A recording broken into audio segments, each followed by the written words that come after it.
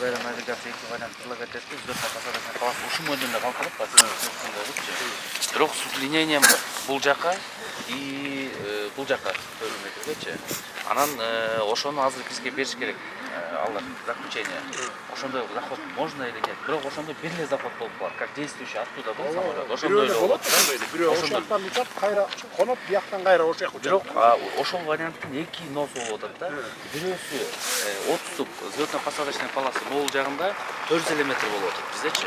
Өзү по идее ошондой взлетно-посадочная полоса 3,5 болгондо бизде 900 метр болуш керек экен. Это бир моменти, экинчи моменти бул жакта по курсу тоо турат.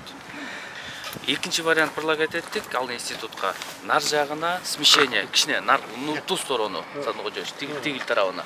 Ошол жагына кылдык. Анда болсо получается институт заключение берет. Либо тияктан да кону берсе болот, бияктан да кону берсе деген вариант бар. Бул жерде жанагы бая жолда баягы айтпадыңыз коюм. Ушул жол ары карай жолголоттун үлүш жери ошол менен маманын жанына чейин барып калат деп. Анан жолдон баксактар жол жабылат. Тиякта бир сушилка бар экен, ошону жарымы өткөндө гана ары карай айылды көздөйсүн болуп калса. Баягы боюн конот деген. Ошондо жалпысынан канча болуп калып атат? 3,5. 3,5 расчет алып атабыз. Ошондо жана 320 НО деген жаңы, который по всему миру летает, ошолорду кондура алабыз. И жанагы 737 800 деген боинг бар. Ошону тоже можем принимать. 220 человек вместимостью.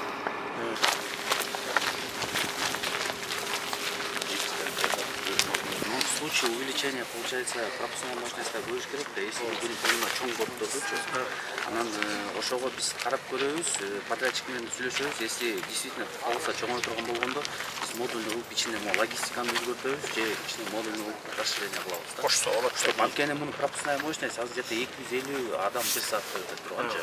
А если эки борт, например, конуп калса, бир региональный 100 адамдыр, и бир чоң 250 конуп калса, анда бунун нерсеси жетпей калат, э? Мощность жетпей калат да. Ошон үчүн мында көрөбүз дагы, в случае если положительный заключение келе турган болсо, то мында карап көрөбүз биз. Всё, хорошо. Бул болсо баягы согласованный мурунку жанагы 2/4 взлетно-посадочная полоса. Бул могул жерде көрсөтүп стоянканы рассчитаны Embraer 190 жана 100 пассажирлык 4 самолетко меткенбиз да. Анан если бул увеличение болсо, мундагы перронду дагы увеличение чоңойтконго эметебиз да. Караштырабыз. Анткени эки чоң бир эки кичинекей келип калса, может батпай калат. На развертывание, на разворот самолетчу. Ошону дагы анда карап көрөбүз. И, соответственно, бул если аэровокзал өзгөрө турган болсо, мунун инфраструктурасына мощностун дагы кичине көбөйтүш керек да. Ал жагында карайбыз, коммуникацияларды.